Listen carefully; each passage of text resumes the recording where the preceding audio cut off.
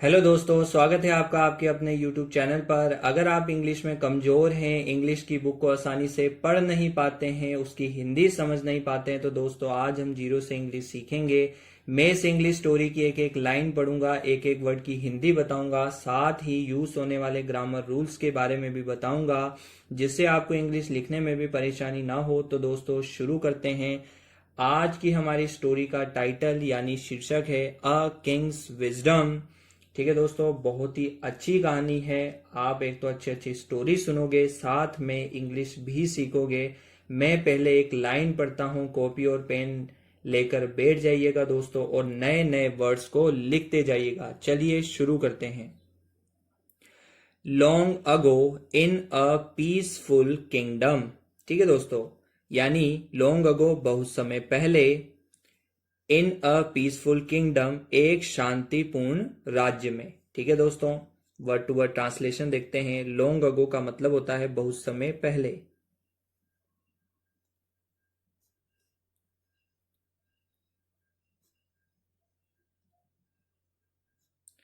In a peaceful kingdom, इन यानी में, अ यानी एक, पीसफुल, पीसफुल का मतलब होता है दोस्तों शांतिपूर्ण। ठीक है दोस्तों, शांतिपूर्ण, जहां पर लड़ाई झगड़ा नहीं होता। किंगडम यानी राज्य।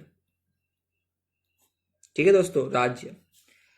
People admired their king for his fair and wise judgments।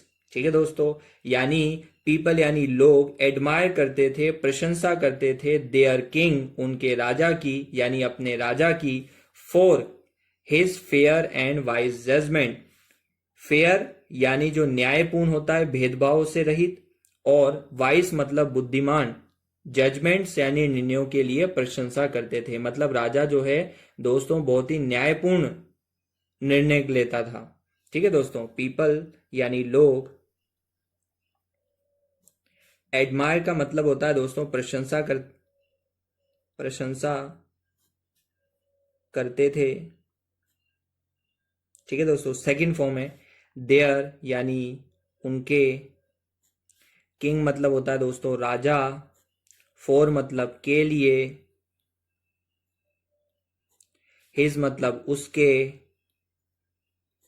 Fair यानी होता है दोस्तों न्यायपूर्ण,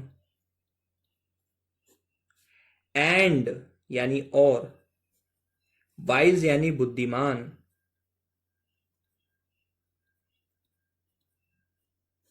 और जजमेंट्स यानी निर्णयों।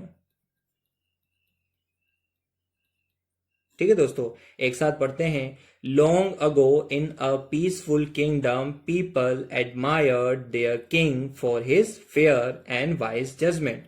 यानी बहुत समय पहले एक शांतिपूर्ण राज्य में लोग अपने राजा की न्यायपूर्ण, ठीक है दोस्तों, न्यायपूर्ण और बुद्धिमान निर्णयों के लिए प्रशंसा करते थे। ठीक है दोस्तों, आगे देखिएगा।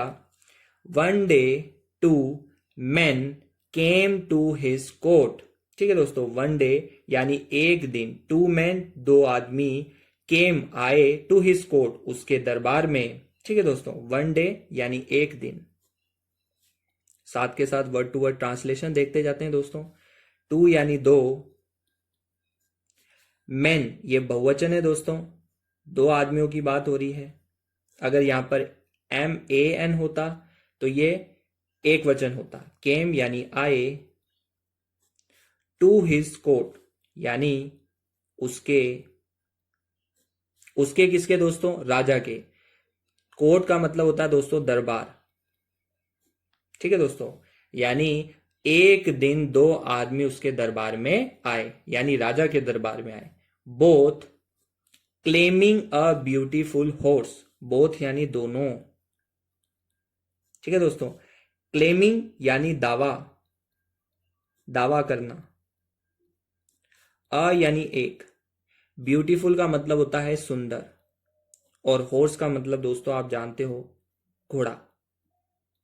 ठीक है, यानी both claiming a beautiful horse, दोनों एक सुंदर घोड़े पर दावा कर रहे थे। ठीक है दोस्तों, दावा कर रहे थे मतलब ये घोड़ा मेरा है, ये घोड़ा मेरा है, तो ऐसे वो दावा कर रहे थे। आगे देखिएगा। The first a rich merchant said the horse had been his for years. The first यानी पहला, ठीक है दोस्तों, पहला। अ रिच मर्चेंट यानी एक, रिच यानी होता है धनी, और मर्चेंट यानी व्यापारी, ठीक है दोस्तों। सैड मतलब कहा, द हॉर्स यानी घोड़ा, ठीक है दोस्तों। हैड बीन ये पास्ट परफेक्ट टेंस को शो कर रहा है दोस्तों।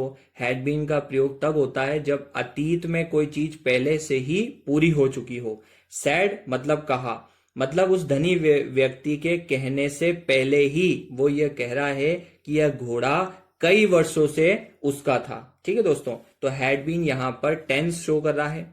हिज यानी उसका, 4 years यानी कई वर्षों से, ठीक है दोस्तों, कई वर्षों से। यानी एक साथ देखिएगा, the first a rich merchant यानी पहले एक धनी व्यापारी ने कहा, क्या कहा दोस्तों, the horse had been his for years, यानी एक धनी व्यापारी बोला कि घोड़ा कई सालों से उसका था, ठीक है दोस्तों। आगे देखिएगा, the second a poor farmer swore he had raised it from a foal, ठीक है दोस्तों। द सेकेंड यानी दूसरा, यानी दूसरे ने कहा। अब दूसरा व्यक्ति कौन था, एक, पुअर यानी गरीब, फार्मर यानी किसान, ठीक है दोस्तों। अब वो कसम खा के कहता है, आई स्वोर यानी कसम खाई या शपथ ली। ही हैड, ही यानी उसने, उसने किसने, ही यूज हुआ है दोस्तों पुअर फार्मर के लिए। हैड रेज ये दोबारा से आ गया दोस्तों, past perfect tense. Had raised, ठीक है दोस्तों, पाला। रेज मतलब होता है पाला, मतलब छोटे से बड़ा करना, रेज्ड पाला। इट मतलब इसे। फ्रॉम मतलब से। अ यानी एक। फोल, फोल दोस्तों घोड़े, जो घोड़े का बछड़ा होता है दोस्तों, घोड़े का जो बच्चा होता है उसको फोल कहते हैं, ठीक है दोस्तों। यानी उसने इसको बछड़े से पाला है, यानी उस पुअर फार्मर ने इस घोड़े को बच्चे से पाला है, ठीक है दोस्तों। आगे देखिएगा, the king noticed the horse stayed calm during their quarrel, ठीक है दोस्तों। द किंग नोटिस्ड यानी राजा ने देखा, नोटिस किया। द हॉर्स स्टे यानी घोड़ा जो है खड़ा है, शांत, काम यानी शांत, ड्यूरिंग के दौरान, देयर क्वेरल, क्वेरल का मतलब होता है झगड़ा, है ना दोस्तों। यानी झगड़े के दौरान वो जो घोड़ा था वो एकदम शांत खड़ा था, ठीक है दोस्तों। द किंग यानी राजा, नोटिस्ड यानी देखा, ठीक है दोस्तों। द हॉर्स यानी घोड़ा, स्टेड यानी रहा, काम यानी शांत, ठीक है दोस्तों। ड्यूरिंग, ड्यूरिंग का मतलब होता है के दौरान, ठीक है दोस्तों, याद रखिएगा, ड्यूरिंग यानी होता है के दौरान। देयर मतलब उनकी, और क्वेरल का मतलब होता है दोस्तों झगड़ा। यानी राजा ने देखा, राजा ने नोटिस किया कि झगड़े के दौरान घोड़ा जो है वो शांत खड़ा है, ठीक है दोस्तों। He ordered tie the horse in the courtyard, ठीक है दोस्तों। ही, अब ये ही किस लिए यूज हुआ है, किंग के लिए। ऑर्डर्ड यानी आदेश दिया, ही यानी उसने, यानी राजा ने, ऑर्डर्ड मतलब आदेश दिया, ठीक है दोस्तों। टाई द हॉर्स, ठीक है दोस्तों, टाई यानी होता है बांध दो, बांधने की इंग्लिश होती है टाई। द हॉर्स मतलब घोड़े को, ठीक है। इन द कोर्टयार्ड, इन यानी में, कोर्टयार्ड यानी आंगन में, ठीक है दोस्तों। कोर्टयार्ड यानी आंगन में, यानी जो दरबार था उसका जो आंगन था वहां पर इसको बांध दो। किसने आदेश दिया दोस्तों, राजा ने आदेश दिया। आगे देखिएगा, बोथ मैन स्टैंड असाइड, और राजा ने क्या कहा, दोनों, बोथ यानी दोनों, आदमी, स्टैंड असाइड यानी एक तरफ खड़े रहो, एक तरफ खड़े रहो। ठीक है दोस्तों, असाइड मतलब एक तरफ, स्टैंड मतलब खड़े रहो। ठीक है दोस्तों, आगे देखिएगा, a servant pretended to strike the horse.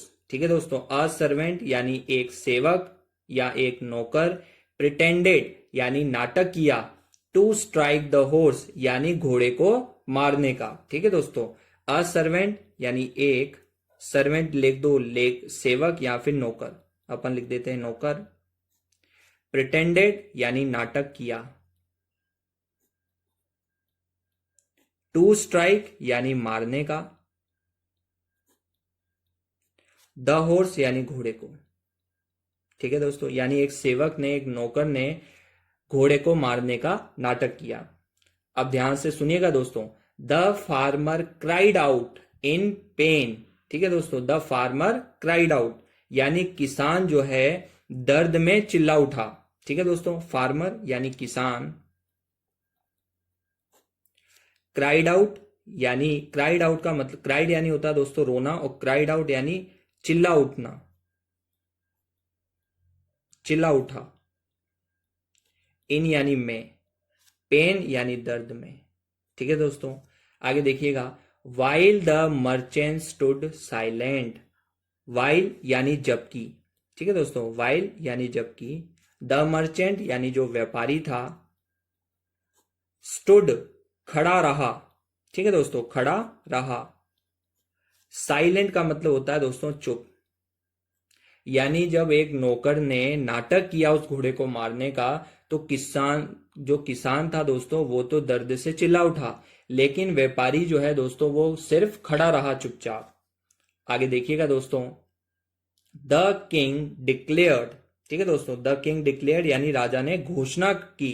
क्या घोषणा की दोस्तों, the horse, the horse belongs to the farmer, यानी राजा ने घोषणा कर दी कि जो घोड़ा है वो किसान का है। ठीक है दोस्तों, देखिएगा, द किंग यानी राजा, डिक्लेयर्ड यानी घोषणा की। ठीक है दोस्तों, द हॉर्स यानी घोड़ा। दोस्तों, बिलोंग्स का मतलब होता है से संबंधित। ठीक है दोस्तों, संबंधित, to the farmer, to the farmer यानी किसान से।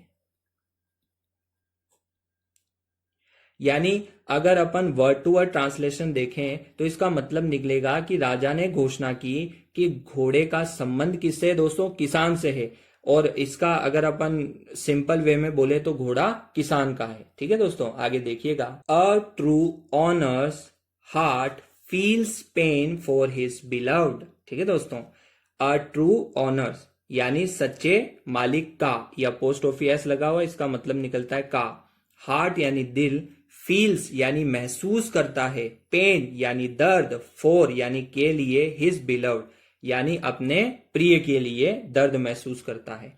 हिंदी अनुवाद देखिएगा दोस्तों, अ ट्रू यानी एक, ट्रू यानी सच्चे, ऑनर्स यानी मालिक, अपोस्ट्रोफी ऐसे दोस्तों का के की अर्थ निकलेगा, हार्ट यानी दिल, फील्स महसूस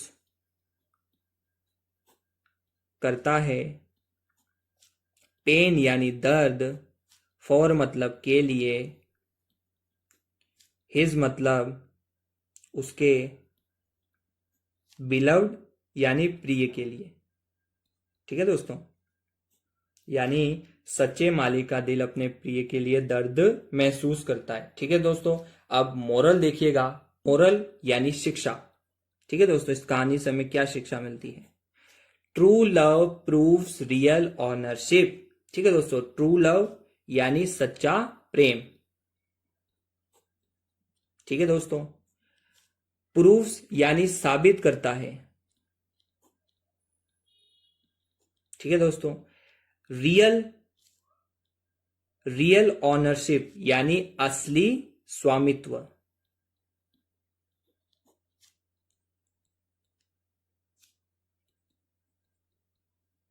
एक साथ देखिएगा दोस्तों, true love proves real ownership यानी सच्चा प्रेम ही असली स्वामित्व साबित करता है।